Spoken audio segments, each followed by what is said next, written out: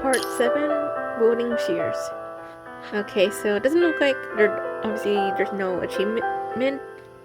I guess just the achievement is just basically completing the stage. So, like I said, Part 7, Voting Shears. Monzano's grand mansion is a gilded prison. The mere bright marble floors reflect only the lonely shadows of its captives. Yuzuru stands silent, staring at the files. Her chest aches. It takes time to realize it is in pain. It's hatred taking root and digging in. Hatred born from the towering blaze, and from every moment of love when she heard her true name. Tap, tap, tap. I know you've been digging in secret. You never guessed it. They were right under your nose. They never left. Honor walks over, gently takes the papers from her hands, looks through then idly, then stops at a corner and tosses it onto the tea table. That workshop you thought burned and bulldozed was the wave of an accident on site and paid out a fat insurance claim. Then it was sold in secret to an Eastern syndicate. They built a weapons plant underground and shipped untraceable arms everywhere. My aunt's legitimate business keep feeding these honey nests of mice, drawing every kind of pest. And the four porters, new faces, new identities, new names. Now they strut into Los Prados casinos and burn money on people. Even as notorious smugglers, underground arms dealers still look a lot more respectable than tailors. The maid's knuckles go wide from her grip. The forward agency should have taught you how to unravel every clue, piece by piece, until you reach the final conclusion, no matter how unlikely, it's the truth. I don't think your skill set's yet. Discord doesn't respond. She lifts her eyes up. Eleanor is unmoved, as if that untangled gaze can't touch her. She turns her half-way, smooths her skirt with poise, sits back down. Slender fingers with clear paws turn page after page, then stop at a name that now feels boring. Concordia. Is it? I'd rather you play your own life's melody than back someone else, even if this twisted world only plays twisted songs. Discord's whole body shakes. She plants her eyes shut to hold the surge inside. My aunt hates uninvited guests too. You can teach them some manners. The purple figure leans in front of the chair, blocking the mansion's ever-watchful cameras. Those squares barely dare. Now you get to choose. Who would it be? Nugget 38, the main gambler's well because it sounds sluggy. The air is thick with sweet perfume and cigarette smoke, wrapping every gambler on the same. Roulette spin, dice clatter, kids change sleep, and feeling moods flash across their faces. The lights still glare, and the laughter still pierces, but an invisible pressure tightens. The woman at the table is flushed full of luck. Cheers! Congratulations, and syrupy flattery make her the center of the room's whirlpool of desire. Yes, this is it. She sets the free champagne for the handsome bartender and thinks, dreamy, this is why she can't give up. This is why she lives. Why, if it isn't Miss Eleanor, you look absolutely radiant today. That gown is exquisite. May I have the honor of knowing the tailor who made it? Thank you for visiting all these years. The tailor's name? Of course I can share it with you. Come with me. The girl's flawless face turns into this decayed and chaotic casino. Fueled by alcohol, the woman thinks she will get body tosses few chips to admire that dull-like smell a bit longer. After all, if she wins here, she's here. At just a glance, the bodyguards escort the two of them partway to a reception room.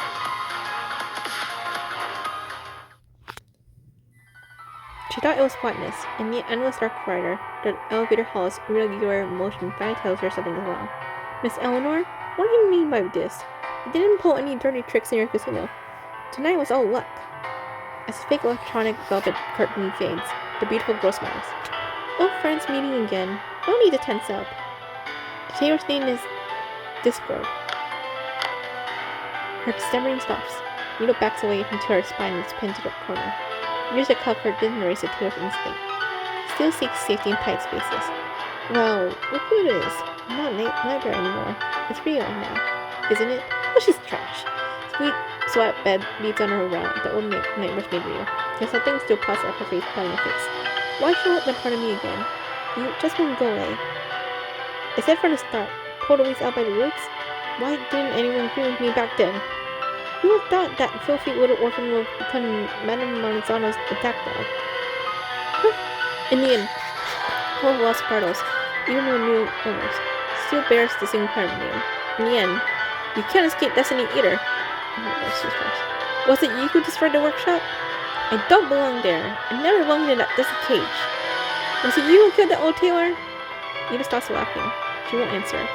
Every makeup can't hide the same relentless hate as before.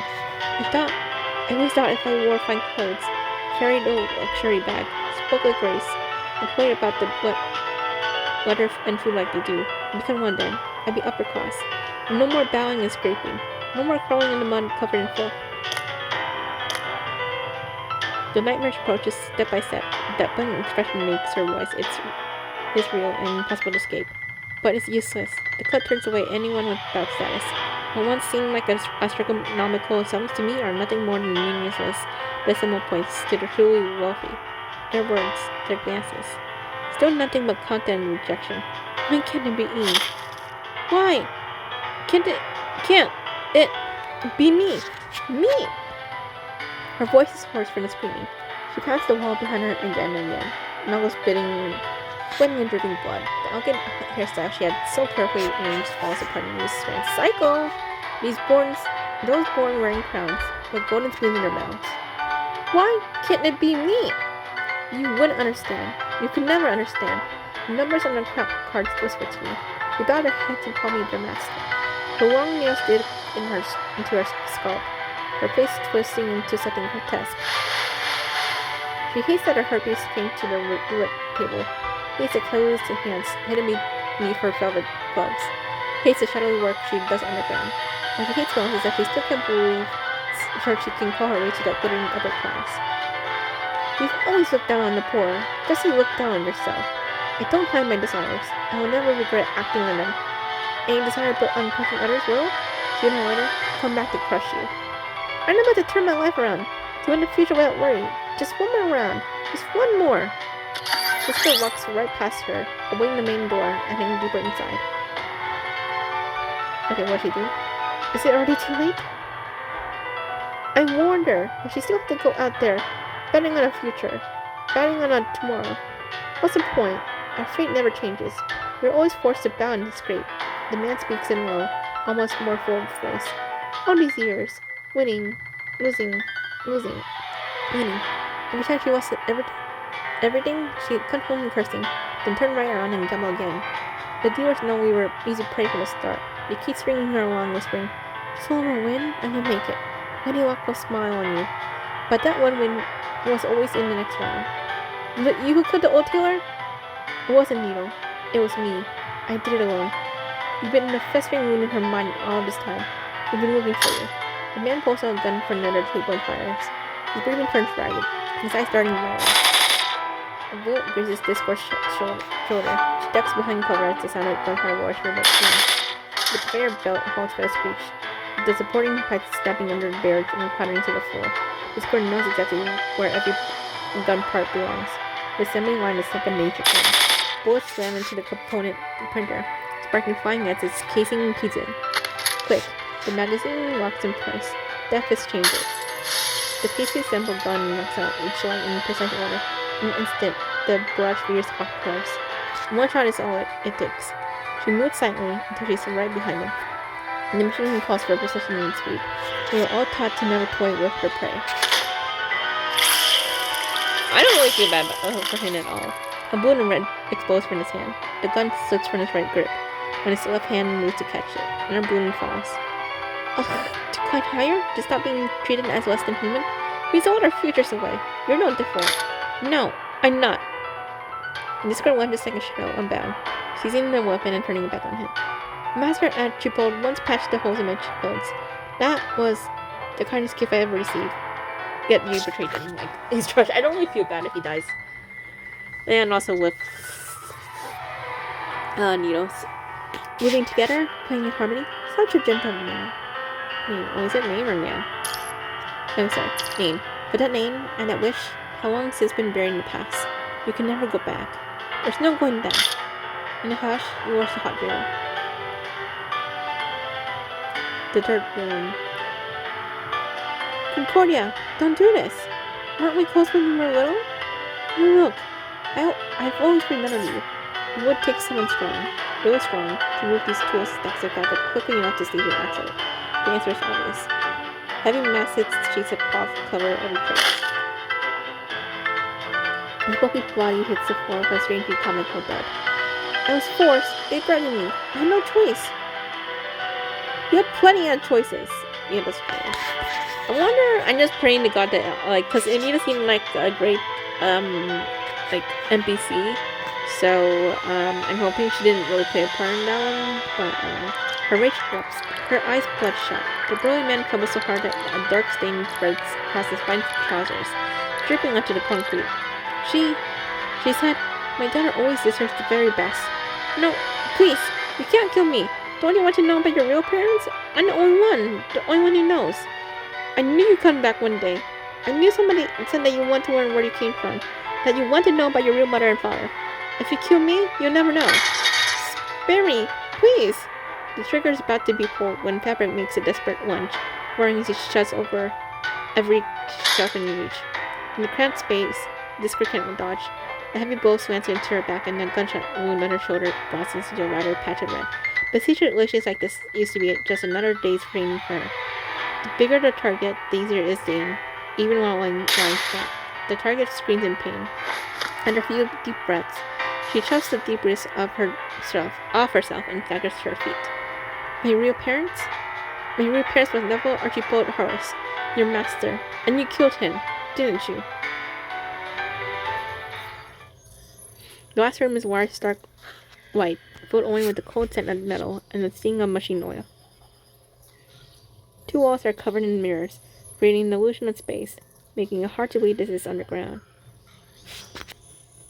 Unfinished weapons lie scattered about in disarray, a far cry from the one workshop once full of fabrics and dust. The factory isn't actually that big. Shadows, symmetry, mirrors, years gone by, and the loss of familiarity only make it seem larger. Discord feels nothing but disappointment. Not even the faintest scent remains from these old days. Little Discord. Of the four, hers is the face that has changed the least. For the first time, Discord feels a flicker of nostalgia. In the darkness, the only silhouette trembles. Discord forces herself to bear the dull ache in her body and the dizzy haze in her head, hoping that everything's already too late. Auntie Thread. You were forced to help then. Otherwise, why would you have let me go back then? Is that really the truth you believe? You're still the same as before, naive and foolish. Of course it was because you still had value. The woman makes no effort to hide her amusement, laughing so hard her whole body shakes. Revenge always excites an audience. Flooding them with adrenaline is the ultimate form of entertainment. You haven't forgotten this place because you become a weapons factory, have you? Assembling weapons is just as easy as assembling clothes. Discord still hasn't figured out how Dread, once the quietest and most caring, became the link tying all the others together. A circular machine world merged behind Dread, and suddenly rushes forward at a command. If the old tailor were alive, he wouldn't want to see his two most treasured people both die in machine accidents. Don't you think killing him was doing him a favor? It was you! Discord's blue eyes widen. Rage surges inside her, but she's no time to let it out. Next moment, it feels as if time has slammed on the brakes, dragging each sound into eternity. She has been watching Dread closely, and never suspected that the walls she thought were mirrors would drop their disguise, revealing two more circular machines, one on each side, slowly rotating and ready to strike. The old tailor was still my master. I was most trusted, most beloved apprentice. After the fire, they gave me what ashes they could recover. Was precious little Concordia someone who never really existed? Those days when you thought you were treasured, they were all an illusion, weren't they? The incoming laser feels like it takes forever to arrive. The deafening roar fades into whisper. She stares straight at the beam, its dazzling light blinding her eyes. For a moment, in the overlapping reflections of the mirrors, she sees the timid little girl from the workshop, herself at 7 or 8, still called Concordia, with her high and cradled lovingly in the old tailor's arms. At the far end of her bright world stands the little girl, innocent, pure, happy, but unaware, watching herself now, a bloody figure crawling into the shadows. A strange chill cuts up her leg, with a stinging teeth that seems to scorch her brain. Silent bodies start to peel apart. Her vision drops. The world tears the cloth. A big order from some outfit. Back when we were your tailors. These would have saved us so much trouble. Fred explains coolly, as if none of it concerns her. The circular machine closes and the suddenly got press, burying them like it's crushing parts. Ugh! Only after it pulverizes the joints of her right hand into her resistance does it spin back to its spot. Whether it's thread, fabric, or even human flesh, you can cut everything cleanly to whatever shape you need. Truly an exceptional fool. The legs are bared by the laser are razor smooth, edges sharp. The surface is perfectly even. Oh my gosh, it's her too. Oh my gosh, she's just drenched. The bones bend slightly at the knees, as if still capable of offering a polite bow. Flesh and bone form a polished cross-section. The dermal effect seals the wound weapon, and only a little blood wells from her vessels, like the night tide quietly rising to drown the rocks. Running out for the circumstances, the young woman would also almost crouch down to admire workmanship. Sorry and wait. Shutting down the factory's automated security systems took some time. She uses her cousin April to flip the nearest circular machine into the air, then drops an EMP device. All the machines still running in the room immediately go out of control, crashing to the floor of a crack, spewing static and sparks like empty shells spraying off of their souls. The Rectus former still twitching faintly is no different from a loud specimen lying on the operating table. Machines can be dismantled and replaced, but the human body breaks so easy. So fragile, the young woman says with a note of regret. But in your state, how are you going to take revenge? This girl lies in a pool of prison. There's no time to think. Only instinct and trading driving her to flood her body with adrenaline, fighting to stay awake and not pass out from blood loss. I'm not gonna say that. That's really For the first time, she screams, hysterical, gut-wrenching, from the depths of her chest. She wants to reach out to the child she once was, to ask for help. She can't bear to destroy that fragile illusion of happiness. Oh, where? Oh, and that's it. Oh, dog, where can you be? I saw him hiding behind the tree. Why can't I see? Medical technology these days is advanced, but wounds is clean and precise. Ways can be fully reattached in just a few hours. Are you going to give up revenge? The young woman stands out there alone, paying no attention to the woman nearby or by the killer machine screaming on the crossroad floor, and instead asks with unsettling intimacy. To complete the mission, you lose everything at your disposal. Her ruthless conditioning from the polar agency resurfaces in her mind. Discord forces herself upright, scanning her surroundings through blurred vision. No legs, doesn't matter. She looks at her own legs as if they were just two pieces of fabric someone forgot to stitch together. She knows exactly what to do next. With his ears cut short and his tail cut long. Just like needle and thread can turn grass into toys or clothes, you got a pair of skillful hands too. One day you'll be able to stitch your life into whatever shape you want. Whatever shape I want. What is it? To have value? To have meaning? To be chosen? To be loved? To be cherished? To be needed? To exist.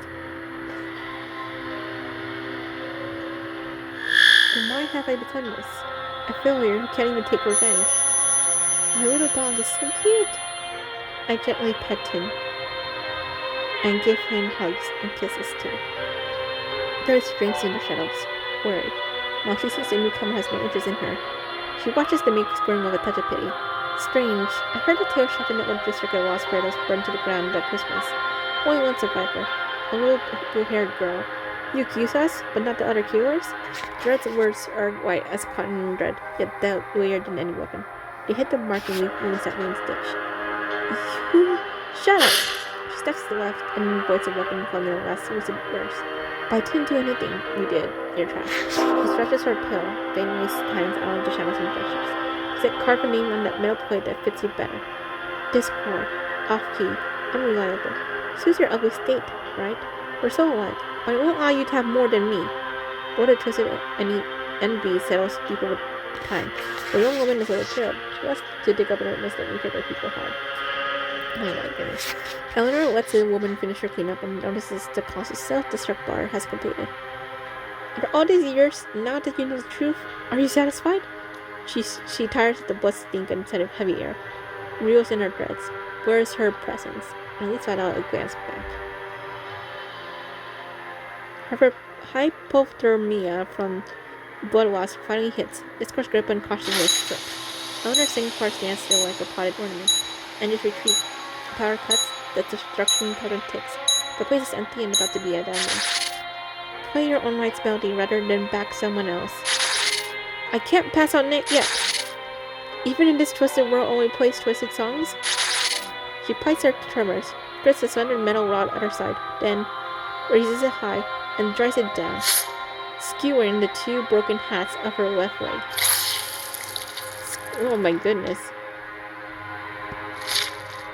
The tip just grotesquely from her leg. Wet red drips down the rod in steady beats.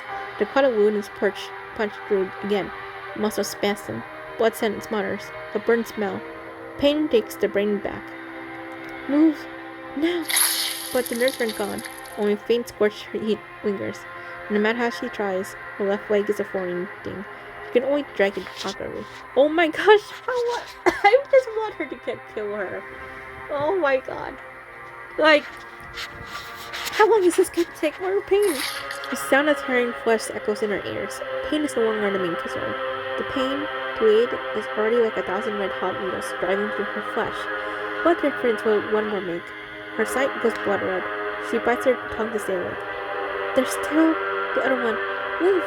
Come on, move! This barely passes for emergency measure. With the last of her strength, she crossed a few meters. Blood seeped with each drag. Slugs slipped behind her in a long, messy trail. Dialing toward town, still bared the teeth, still bay in fear, still watching even headless. This girl has seen it too many times. Crime only proves weakness. We learned long ago to kill any feeling that hurts the mission. Motions are the useless part of a mission. Dear little dog, I love you. I'll wear, can you please? Her childhood appears one last time, smiling under a cloak of memory, and leaves her a steel needle on her left leg, bleeding hard. Oh my goodness.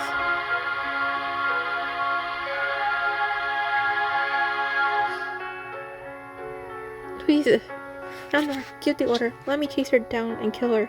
Let me kill her. I'm not worthless. I still have value. I can still do it. But please. Her broken whippers rasp like a small animal in its last spasms. Her long, dry eyes finally wet at those words. All the tears she ever held back fall at once, blending into the red. The young woman's brows curved like a sharp new moon. Painted nails pressed down the rising smile. All right, I'll give you an order. But I have no feet, the girl says. Would you like a pair? Yes, I would. Then come find me at the Bright Defile, the place where Judgment Day can't be postponed forever, while life's breath lingers. On a damp night, there will rumble of thunder grates from the highest window of the mansion. I'm sorry, Aunt, that you will be pleased. You better tell me the truth. The madam runs her fingers impatiently along the stem of her glass. The crimson liquid inside is usually thick, swirling only faintly. The vast room feels far too empty and cold for just two people. No syndicate could keep such a steady supply. Their real point isn't a gang, it's the military. You think I wouldn't know? You want revenge on me? On Kirona? Oh my goodness, I don't like it. Monsanto frowns, tightening her grip on the wine glass as if ready to hurl both the glass and her anger at her knees in the next second. I did it for discord. Revenge. The tired, worn-out excuse. Monsanto has no interest in hearing it. You entered her struggle with discord and barely any guards? Even though she survived, she needs prosthetics now. She'll be useless. What exactly were you trying to do? Do you know how many of Bruno's eyes are waiting for me to make a mistake? Anyone who watched Prologue knows what the name Eleanor Sinclair stands for. In this fragile balance of power, whoever makes the first move becomes the target of everyone else. The victory she had almost claimed is gone. I don't remember raising such a reckless niece. What else are you hiding from me? Facing her unswearing, the monstrous niece simply stands for quiet, proper composure. Success doesn't always teach. Sometimes failure teaches better.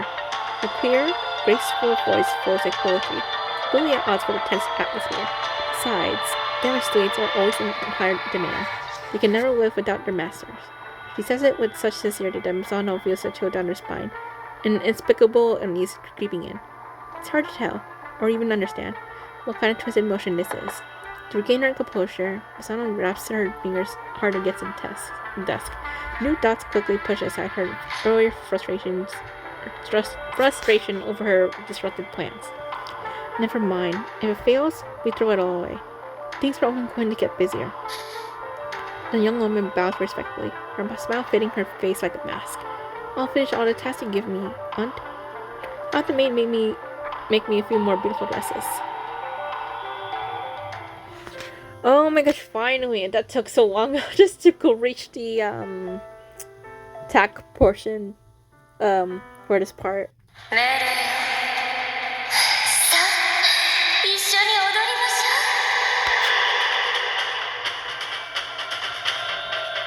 Doing やはりあなたが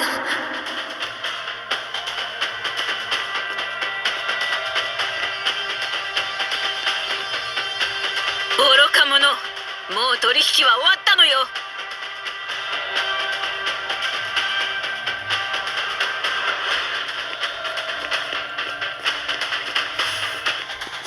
話になりません。仰せのままに。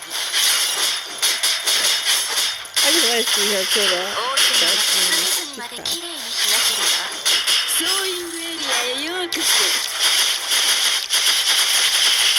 カット、シアリング。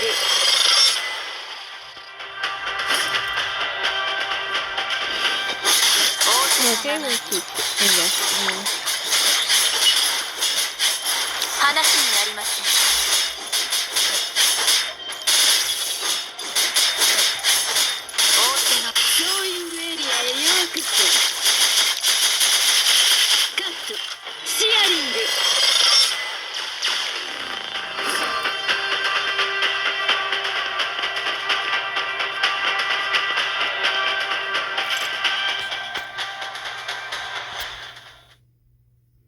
Oh?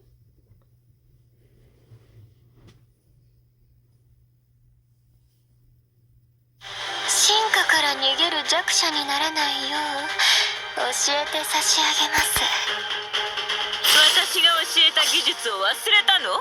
Why we're fighting her again? 仰せのままに。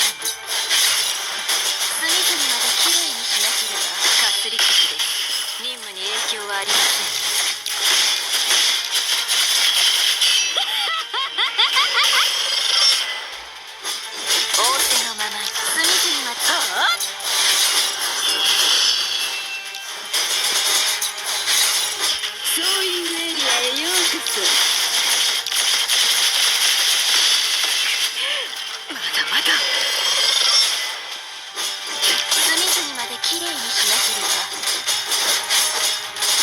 I don't understand why we're fighting her again, but okay.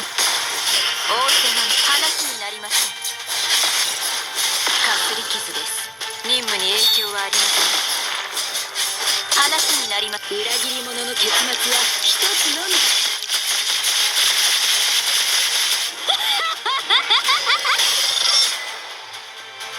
隅々まで。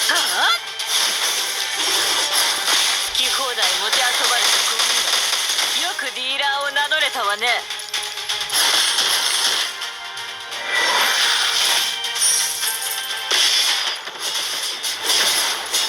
手足を縫い合わせましょう。命を懸ける覚悟で来なさい。逃げてもいいわよ。私の銃口。任務は終わりましたか。空砲か実弾。どっちだと思う？お前もあの子が投げつける駒に過ぎないのよ。I thought it was Willow who defeated her, but okay, I'm so confused with this.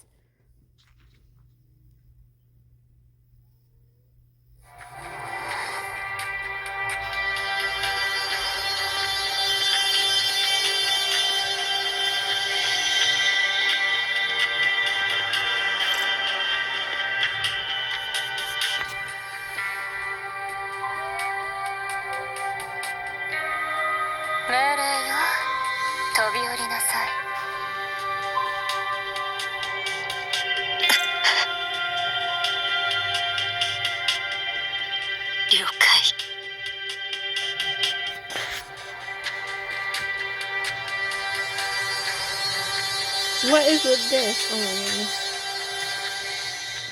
Jesus, hers is like oh my god, her chatter is so much darker, not gonna lie, than I expected. Oh my goodness.